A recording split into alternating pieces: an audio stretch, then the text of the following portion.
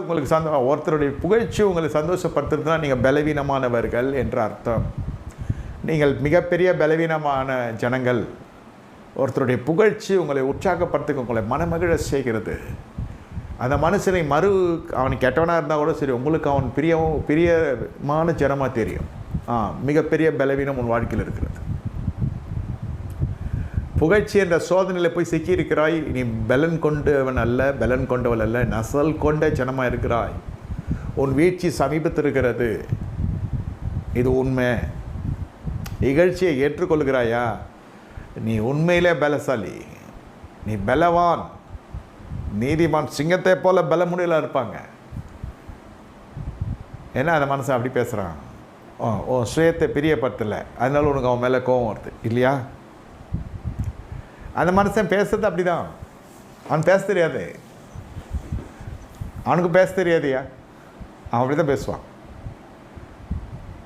யார் யார்கிட்ட ஒழுக்கத்தை எதிர்பார்க்கணும், யார் யார்கிட்ட ஞானத்தை எதிர்பார்க்கணும், யார் யார்கிட்ட என்ன எதிர்பார்க்கணும்னு அந்த அறிவு கூட இல்லாமல் நான் வாழ்ந்து கொண்டிருக்கிறேன்னு நான் என்னை பற்றி என்ன நானே நொந்து எப்படி நொந்து கொள்ள முடியும்?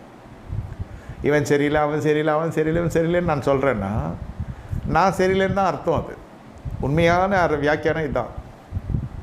அவனுக்கு பேச தெரில, இவனுக்கு மேனஸ் தெரில, அவனுக்கு சைக்காலஜி தெரில, அவனுக்கு பிஹேவியர் தெரில.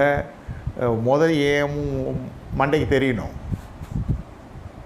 அவனுக்கு தெரியல. அதெல்லாம் அவனுக்கு தெரியலன்னு தெரியுதே. எனக்கு ஒரு விஷயம் தெரிஞ்சிருக்கணும், அவனுக்கு தெரியல. ஆமாம், அப்படி தான். அவனுக்கு ஏன் தெரியணும்? என்கிட்ட பேசுறதுக்கு இவ்வளோ தகுதியோடு தான் வரணுமா? நான் என்ன அவ்வளோ பெரிய மேதாவியா? மன பிரச்சனை இதெல்லாம், குடும்ப பிரச்சனையே இதுதான். எங்கள் அப்பா என்னை சரியாக நடத்தலை, எங்கள் அம்மா என்னை சரியாக பார்க்கல, என் தங்கச்சிக்கு செஞ்சாங்க, எங்கள் அண்ணனுக்கு செஞ்சாங்க, எங்கள் அக்காவுக்கு செஞ்சாங்க, என்னை கை விட்டாங்க, கோட்டை விட்டாங்க, நாட்டை விட்டாங்க, எனக்கு எதுவும் சேர்த்து வைக்கல. இந்த மாதிரியெல்லாம் மன பிரச்சனைகள் இருந்துச்சுன்னா உங்கள் ஆசீர்வாதம் இல்லை, வாழ்க்கை ரொம்ப கசந்துரும். நல்லா புரிந்து கொள்ளுங்கள். உங்களை நீங்கள் நல்ல பக்குவப்படுத்தி கொள்ளுங்கள். எல்லாம் வரும், நிந்த வரும், அவமானம் வரும், இந்த அங்கீகாரம்லாம் இருக்காது. நன்றி கெட்ட ஜனங்கள் தான் நம்ம சுற்றி. ஆனால் நம்ம என்ன பிறர் நமக்கு செய்ய நினைக்கிறாங்களோ அதை நம்ம பிறருக்கு செய்யணும். முதல்ல உங்கள் மனதை ஜெயித்து கொள்ளுங்க, மனதை காத்து கொள்ளுங்க. இந்த பகைமைக்கோ இந்த ஏற்றத்தாழ்வுக்கோ நீங்கள் இடம் கொடுத்துறாதீங்க. தகப்பன் விரும்புகிறானா?